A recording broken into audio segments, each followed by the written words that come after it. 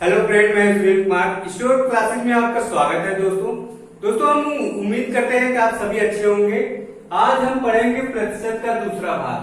प्रतिशत का पहला भाग जिन्होंने नहीं देखा वो देख लीजिए, स्टोर क्लासेस नाम से चैनल है, उस पे जाके पहले भाग में बेसिक चीजें बताई गई।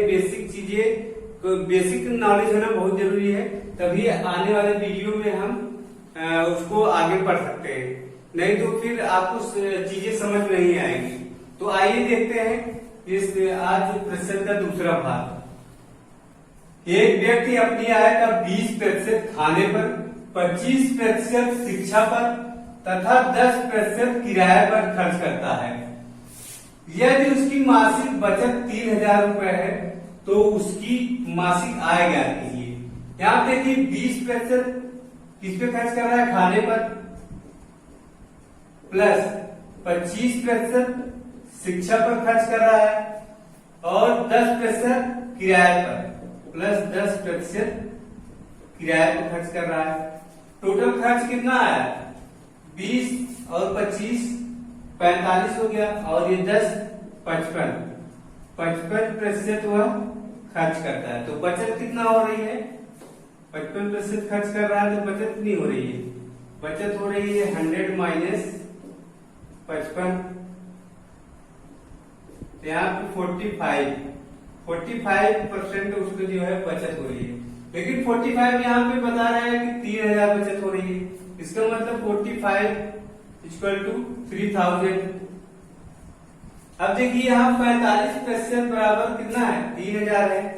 तो यहाँ पे हमें 1% बराबर निकालना है। 1% बराबर इधर जाएगा, भाग हो जाएगा 3000 भागे 45। अब देखिए यहाँ पे हम भाग कर सकते हैं 5 से, 5 9 45, 5 6 30, यहाँ पे आएगा 600। फिर इसको 3 से काट सकते हैं, 3 दूनी 6 और 1 3 त्रिका 9। यहाँ पे आ गया 200/3। 1% बराबर 200/3 आ गया, तो 100% बराबर, तो दोनों तरफ 100 को गुणा करेंगे।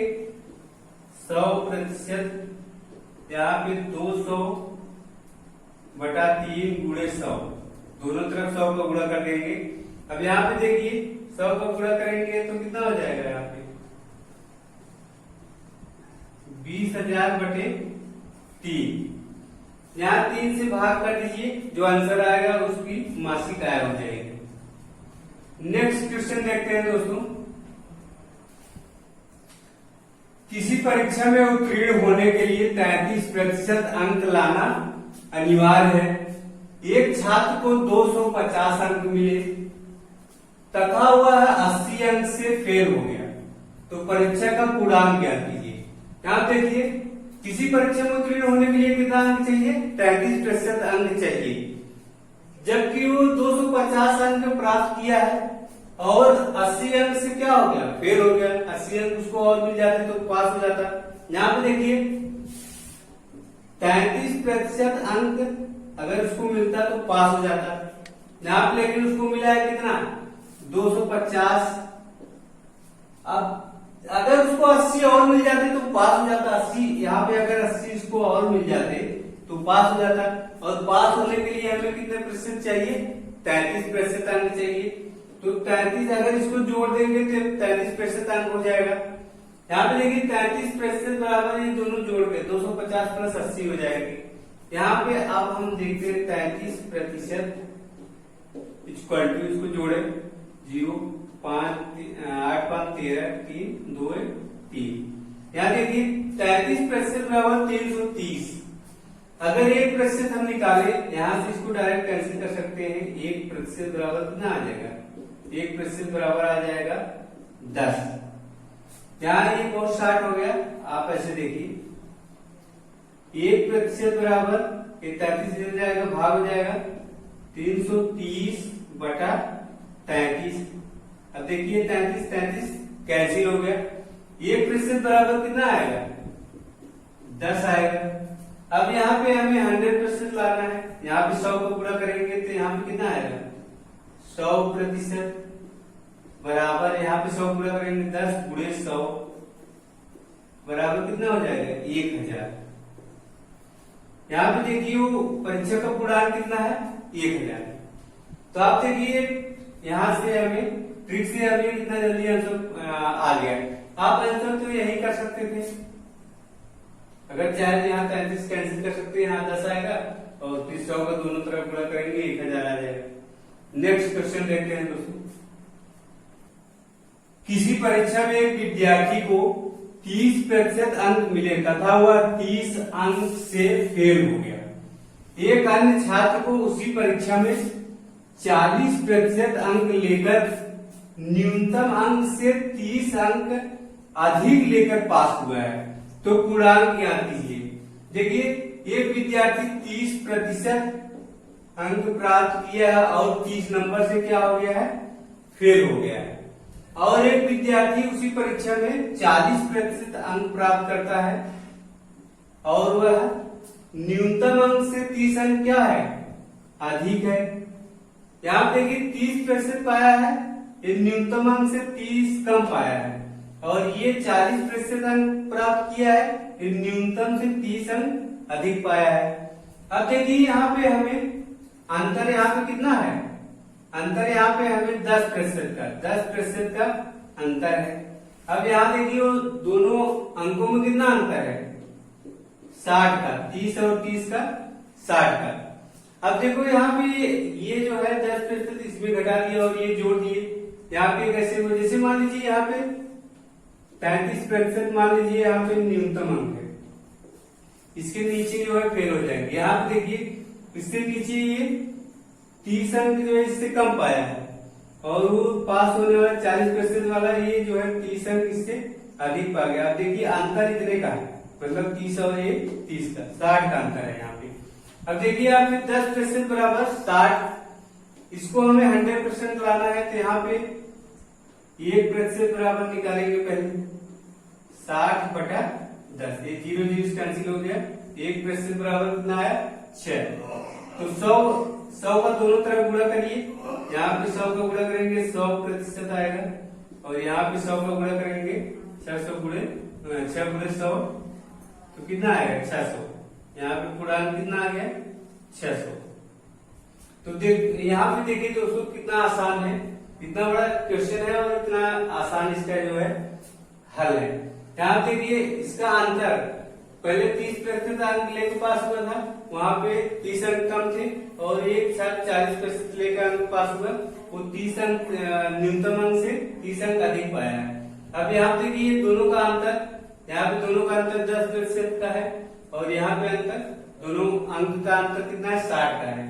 अब देखिए ये यही पे हम कैंसिल कर सकते थे। यहाँ पे देखिए 1% बराबर आ गया 6, तो यहाँ पे 100 का गुणा कर देते, यहाँ पे 600 पूर्णांक आ जाता। कितना आसान है। आप ज्यादा से ज्यादा इसको 10 सेकंड 15 सेकंड में आंसर कर सकते हैं।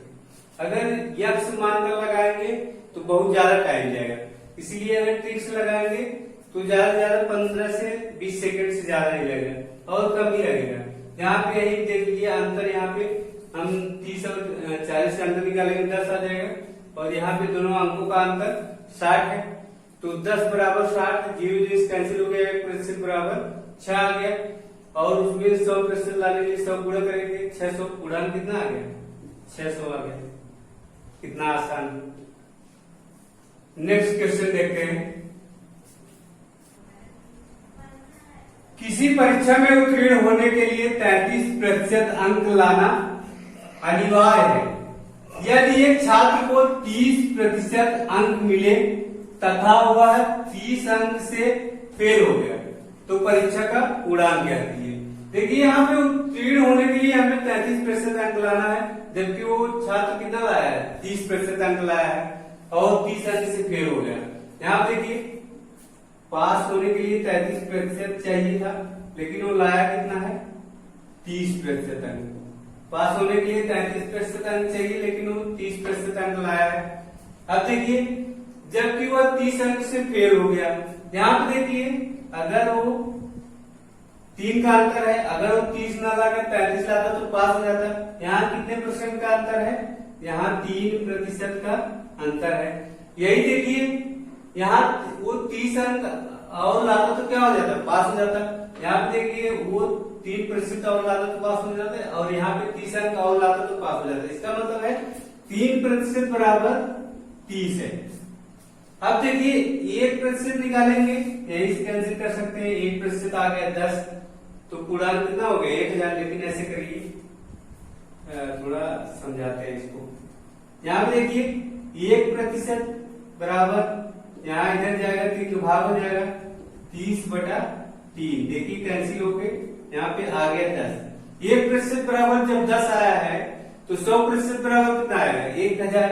यहाँ पे 100 का दोनों तरफ गुणा करिए, यहाँ पे 100% आएगा और बराबर यहाँ पे 1000 हो जाएगा जब 100 का गुणा करिए। इसके 10 गुणे 100 कितना हो जाएगा 1000। तो पूर्णांक कितना आ गया 1000।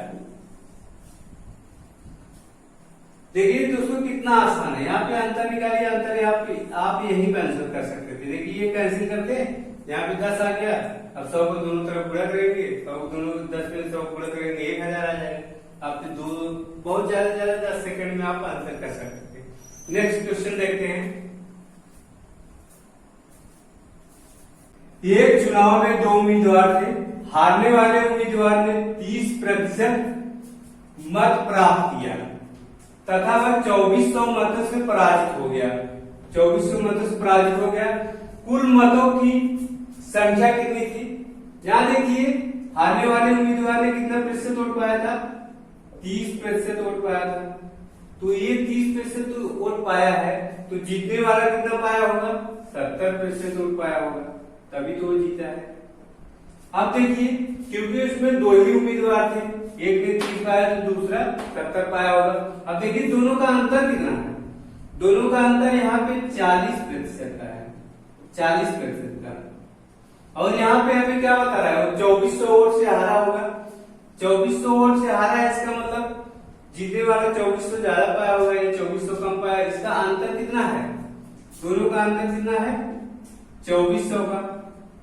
अब यहाँ पे देखिए 40% बराबर 2400 आया है।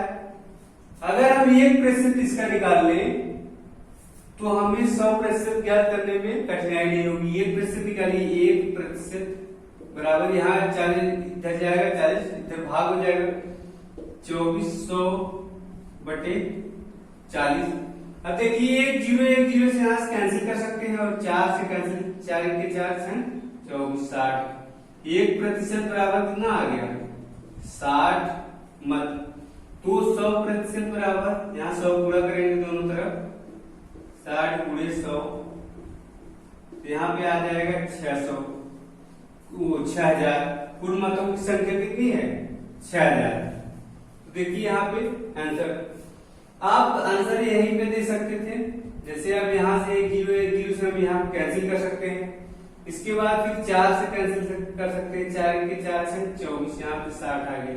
1% बराबर 60 आया है तो 100% बराबर कितना होगा 6000 हो जाएगा। अब देखिए कितना जल्दी आप आंसर कर सकते हैं। नेक्स्ट क्वेश्चन देखते हैं। किसी चुनाव में जीतने वाले उम्मीदवार को वैध मतों का 70% मत प्राप्त हुआ तथा वो 7200 मत से जीत गया, तो चुनाव में कुल कितने मतदाताओं ने अपने मताधिकार का प्रयोग किया जबकि 10% मत अवैध घोषित कर दिए गए? देखिए 2 उम्मीदवार थे जिसमें से जीतने वाले उम्मीदवार ने वैध मतों का 70%, वैध मतों का कितना 70%, तो हारने वाले उम्मीदवार ने कितना पाया होगा? यहाँ देखिए वैध मत कितने थे 90%, 10% मत अवैध घोषित कर दिए गए हैं, तो वैध मत कितने हैं 90%। अब 90% का जीतने वाला उम्मीदवार 70% पाता है, अब इसका 70% जीतने वाला, तो 30% हारने वाला पाया होगा। कितना पाया होगा 30%? हारने वाला 30%। अब देखिए 90% का हम 70% निकालेंगे। यहाँ पे हम डायरेक्ट इसके फ्रैक्शनल वैल्यू का यूज करेंगे। देखिए 90 गुणे इसका फ्रैक्शनल वैल्यू 70 का 7/10 और इसका 30 का फ्रैक्शनल वैल्यू, आप लोग फ्रैक्शनल वैल्यू याद रखिएगा, इसके पहले वाले वीडियो में मैंने बताया है, उसको याद रखेंगे तो ज्यादा फायदे रहेंगे। और यहाँ पे देखिए 3/10 हो गया इसका, अब इसका एक जीरो एक जीरो कैंसिल, यहाँ पे भी कैंसिल हो गया। यहाँ देखिए 9 से 63, जीतने वाले उम्मीदवार वैध मतों का कितना पाया 63%, और हारने वाले उम्मीदवार ने वैध मतों का 27%। अब देखिए एक ने 63% पाया और एक ने 27%। यहाँ जबकि बता रहा है 7200 मत से जीता है, 7200 मत से जीता है, इसका अंतर कितना होगा, इसमें से घटाइए, 13 में 7 गए 6, और यहाँ पे 5 में से 5 में दोगे 3, 36%। 36% वो जो है इन दोनों का अंतर है, जबकि यहाँ अंतर हमें बता रहा है 7200 वोट का। यहाँ देखिए 36% बराबर 7200 मत, 36% बराबर 7200 मत। अभी यही से हम 36 से काट सकते हैं, 36 दूना 72 होता है, तो यहाँ पे 1% बराबर कितना आ जाएगा, 1% बराबर 200 वोट आ जाएगा, तो 100% बराबर 20,000। यहाँ देखिए इसको 1% बराबर लाइए, पहले 1% बराबर 7200 बटा 36। अब ये 36 से कैंसिल करिए, 36 के 36 यहाँ 36 दोनों 72, यहाँ 200 आएगा। 1% बराबर कितना आ गया 200। अब देखिए 1% बराबर जब 200 है तो 100% बराबर, यहाँ 100 को गुणा करेंगे तो 20,000 आएगा, यहाँ 100 को गुणा करिए, यहाँ 100% आएगा, और यहाँ पे 200 गुणे 100, यहाँ देखिए 200 गुणा 100 में करेंगे कितना आएगा 20,000 आएगा। तो वहां पे देखिए कुल मतदाता कितने थे 20,000, कुल मतदाता वहां पे कितने थे 20,000। यहाँ पे मतदाताओं कितने मतदाताओं ने अपने मताधिकार का प्रयोग किया है, यहाँ पे 20,000 मतदाताओं ने अपने मताधिकार का प्रयोग किया है। तो देखिए यहाँ पे अगर इसको फ्रैक्शनल वैल्यू याद रखेंगे तो आपको एग्जाम में ज्यादा फायदा होगा, टाइम नहीं लगेगा निकालने के, और नहीं याद रहेगा तब भी निकाल सकते हैं आप, जैसे बताया था मैंने पहले वीडियो में, तो आप उसको देख लीजिए एक बार कैसे इसको निकालना है, याद रखेंगे ज्यादा फायदा है। आइए देखते हैं नेक्स्ट क्वेश्चन। यदि y का 80% यक्स है तो यक्स का कितना प्रतिशत y होगा। तो यहाँ देखिए ऐसे क्वेश्चन जो है बहुत कुछ आते हैं, आप बुक में उठा के देखेंगे, ऐसे क्वेश्चन बहुत सारे भरे पड़े हुए हैं। तो आइए देखते हैं ये क्वेश्चन कितना आसानी से हम लोग लगा सकते हैं। यहाँ देखिए 80% की फ्रैक्शनल वैल्यू मैंने आपको बताया है, जो वीडियो नहीं देखा वो वीडियो देख लीजिए, पहले वीडियो में मैंने इसको फ्रैक्शनल वैल्यू बताया। 80% का फ्रैक्शनल वैल्यू क्या होता है 4/5। यहाँ देखिए यक्स और वाई, यहाँ पे 4 जो है यक्स है, क्योंकि आप बता रहा है वाई का 80% जो है यक्स है, तो ये जो नीचे मैंने आपको बताया था ये 100% होता है, और जो ऊपर होता है ये 80%। यहाँ देखिए 80% यहाँ पे 4 है, तो यक्स यहाँ पे 4 और वाई यहाँ पे 5 है। अब देखिए हमसे पूछ रहा है यक्स का कितना प्रतिशत वाई है, जिसका पूछे यहाँ पे वाई का पूछ रहा है तो पहले वाई का लेंगे, वाई का 5/4। अब देखिए इसका प्रतिशत पूछ रहा है कितना प्रतिशत वाई है। अब प्रतिशत निकालने के लिए हम क्या करते थे, किसी भी फ्रैक्शनल वैल्यू में 100 का गुणा करते थे। यहाँ पे 100 का गुणा करिए, 100 का गुणा करेंगे। अब देखिए इसको काटिए, यहाँ 4 से काटेंगे, 4 के 4 और यहाँ 4 दूनी 8, यहाँ पे 2 आया 0, 20 हो गया, 4 बचे 20। यहाँ देखिए 25 पंजे 125, 25 पंजे 125%। यहाँ देखिए यक्स का जो है 125% वाई है। नेक्स्ट क्वेश्चन देखते हैं, यदि ए का 20% बी है तो बी का कितना प्रतिशत ए होगा। यहाँ देखिए 20% को हम फ्रैक्शनल में बदलेंगे तो 1/5 आएगा, कितना आएगा 1/5। मैं आपको बता चुका हूँ ये जो नीचे होता है 100% होता है, और ये जो ऊपर होता है ये 20 जो प्रतिशत दिया है उसका भाग होता है, 100 का 20 भाग। यहाँ ये 20 है और यहाँ पे ये 100 है। अब देखिए यहाँ पे यदि ए का 20% बी है, यहाँ पे ए और बी, ए का 20% बी है, ये यहाँ पे 5 होगा और बी यहाँ पे कितना होगा 1 होगा, क्योंकि देखिए a का 20% b है।